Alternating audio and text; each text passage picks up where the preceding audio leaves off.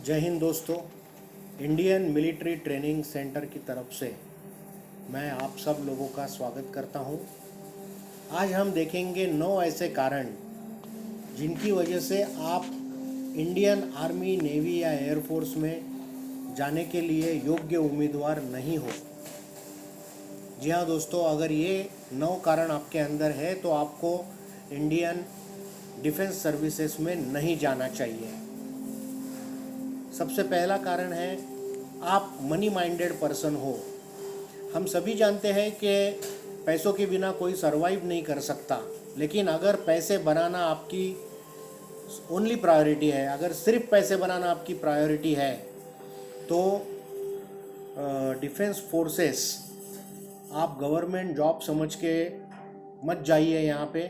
क्योंकि या तो दोस्तों अगर आपने एसएसबी क्लियर भी कर लिया तो भी आप यहाँ पे बहुत मुश्किल पाओगे सरवाइव करना मिलिट्री लाइफ में, और आपको मिलिट्री जल्द से जल्द छोड़कर दूसरा कोई करियर ढूंढना ही पड़ेगा। तो दोस्तों अगर आप मनी माइंडेड पर्सन हो तो आप डिफेंस सर्विसेज में ना जाएं। दूसरा रीज़न है, अगर आपको दोस्त और रिश्तेदारों को छोड़कर रहना, अपनी फैमिली को छोड़कर रहना पसंद नहीं है तो दोस्तों ये एक रेड अलर्ट सिग्नल है आपके लिए। यहाँ पे तो आपको कई बार ऐसी जगहों पे भी पोस्ट किया जाएगा जहाँ पे इंसान का दिखना भी मुश्किल है। तो दोस्तों अगर आपको फैमिली को छोड़ के रहना पसंद नहीं है तो Indian arm forces is not for you. हाँ, हालांकि आपको साल में 2 महीने के लिए पेड लीव मिल सकती है। अगर ये आपके लिए ठीक है तभी आप आर्म फोर्सेस में जाएं, ना तो अगर ये आपके लिए ठीक नहीं है तो आपको आर्म फोर्सेस में नहीं जाना चाहिए। अगर आप डरते हो दोस्तों, ये सबसे बड़ा रीज़न है इंडियन आर्म फोर्सेस में ना जाने के लिए। अगर आप दुश्मन का सामना करने से डरते हो, अगर आप मार पिटाई से या लड़ाई पर जाने से डरते हो, अगर कोई दुश्मन आपके सामने आके खड़ा हो गया, मार पिटाई हाथापाई करने लगा तो आपको डर लगता है, अगर आपको बंदूक पकड़ने में या सामने वाले पर गोली चलाने में हिचकिचाहट होने वाली है तो दोस्तों आपको इंडियन आर्म फोर्सेस में नहीं जाना चाहिए। आप अपने सीनियर्स के लिए एक लायबिलिटी बन के रहोगे।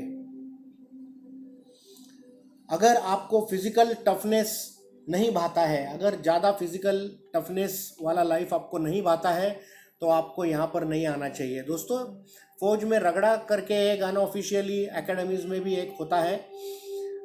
हालांकि रगड़ा जो होता है वो आपको फिट बनाता है, टफ बनाता है, स्ट्रांग बनाता है, फिजिकली और मेंटली आपको मजबूत बनाता है।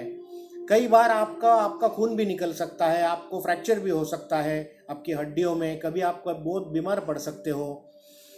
अगर आपको इन सब चीज़ों के लिए आप मेंटली प्रिपेयर्ड नहीं हो तो दोस्तों प्लीज़ आप आर्म फोर्सेस में मत जाइए। यहाँ पे दोस्तों एक बात याद रखिए, जितना रगड़ा उतना तगड़ा। अगर आपको ईगो इश्यूज़ है दोस्तों, थोड़ा बहुत अहंकार तो सब में होता है, लेकिन मिलिट्री में आपको स्ट्रिक्ट हायरार्की का पालन करना पड़ता है। आपको आपके सीनियर्स के सामने ईगो दिखा के नहीं चलता। अगर आपको बहुत जल्दी गुस्सा आता है, आपका इंसल्ट हो जाता है और आप प्रोटेस्ट करने लगते हो तो दोस्तों प्लीज़ आप आर्म फोर्सेस में मत जाइए। क्योंकि यहाँ पे आपको जो सीनियर बोलेंगे उस कमांड को ओबे करना है। अगर आपको ये टाइप की फ़िलॉसफी पसंद नहीं है तो आप दूसरी कोई ऑर्गेनाइजेशन अपने करियर के लिए ढूंढ लें। अगर आप यहाँ पे सिर्फ सिक्योर फ्यूचर के लिए आए हो तो दोस्तों प्लीज़ यहाँ पर मत आइए, क्योंकि यहाँ पे आप खुद का भविष्य नहीं लेकिन अपने 125 करोड़ भारतीय भाइयों का भविष्य सिक्योर करने के लिए जाने वाले हो। और ये करते समय आपको कभी कभी अपना खुद का वर्तमान भी दांव पर लगाना पड़ सकता है। कई बार यहाँ पे आपकी ज़िंदगी भी आपको दांव पर लगानी पड़ सकती है। तो कोई सिक्योर फ्यूचर मिलता है, गवर्नमेंट जॉब है, ये सोच के यहाँ पर मत जाइए। अगर आपको किसी ने अनदेखा कर दिया, आपकी इज्जत नहीं की तो आपको गुस्सा आता है तो आपको इंडियन आर्म फोर्सेस में, मिलिट्री में नहीं जाना चाहिए। यहाँ पर आप कौन हो, आपका पिछला अचीवमेंट क्या है, इससे कोई फ़र्क नहीं पड़ता है। आपके सीनियर्स आपको भली भांति पनिश करते रहेंगे जब तक कि आप खुद की वर्थ को यहाँ पर अपनी क्वालिटीज़ से प्रूव नहीं करोगे। यहाँ पे कोई किसी का बड़े बाप का बेटा नहीं होता है, कोई अमीर गरीब नहीं होता है। यहाँ पे अगर आप खुद को प्रूव कर सकते हो तभी आपकी मिलिट्री में इज्जत बनती है। अगर आपको खुद की गंदगी साफ करना, दूसरों की गंदगी साफ करना, टॉयलेट साफ करना, बाथरूम साफ करना और न जाने क्या क्या, कोई भी अच्छी या बुरी गंदी चीज़ें करने के लिए अगर आपको शर्म आती है, अगर आपका ईगो उसमें हर्ट होता है, तो दोस्तों आपको इंडियन आर्म फोर्सेस में नहीं जाना चाहिए।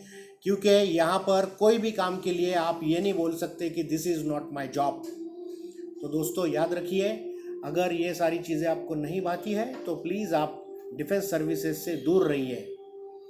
अगर आपको एक लग्जरियस लाइफ चाहिए, दोस्तों कई बार हम लोग देखते हैं कि बच्चे आर्म फोर्सेस में जाते हैं क्योंकि वो सिर्फ देखते हैं कि आपको यूनिफॉर्म पहनने को मिलेगा, हज़ारों लोग आपके ऑर्डर पर आगे पीछे दौड़ेंगे। तो दोस्तों ये सही नहीं है। आपको उस मकाम पर पहुंचने के लिए काफ़ी पापड़ बेलने पड़ेंगे और बड़े बड़े अफसर भी इंडियन मिलिट्री फोर्सेस जो होते हैं उसमें एक आम आदमी की ज़िंदगी व्यतीत करते हैं। अगर आपको लग्जरी लाइफ की चाहत है तो फिर से एक बार सोचिए। यहाँ पे आपको यूनिफॉर्म तो मिलेगा, हॉलीडेज़ मिलेंगे, लेकिन लाइफ जो होगी वो काफ़ी मेहनत भरी होगी। तो दोस्तों अगर मेहनत से आपको परहेज़ है तो आपको इंडियन डिफेंस सर्विसेज में नहीं जाना चाहिए।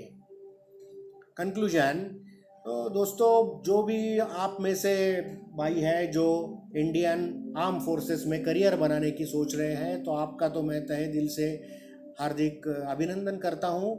लेकिन मैं चाहता हूं कि आप सभी लोग इन सारी बातों को करियर चूज़ करने से पहले ज़रूर सोचें। और अगर आप सही में फोर्सेस के लिए मेंटली या फिज़िकली प्रिपेयर्ड नहीं हो तो दोस्तों अप्लाई करने से पहले ही बैक ऑफ कर लीजिए।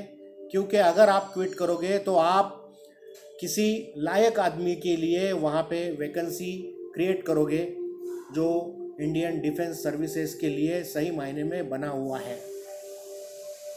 तो दोस्तों अगर आपको मिलिट्री के लिए रियल में पैशन नहीं है तो आपको डिफेंस सर्विसेज के बारे में नहीं सोचना सही है। If you are really passionate about military life आपको अगर भाता है, आपका वो पैशन है, आप में डेयरिंग है, आप दो हाथ दुश्मन से कर सकते हो, दूसरे के लिए आप कोई त्याग की भावना रखते हो, तभी आपको डिफेंस सर्विसेज में जाना चाहिए। नहीं तो आप यहाँ पे फेडअप हो जाओगे और या तो आप सिलेक्ट नहीं होगे, और अगर सिलेक्ट हो भी गए तो आपको करियर में मज़ा नहीं आएगा।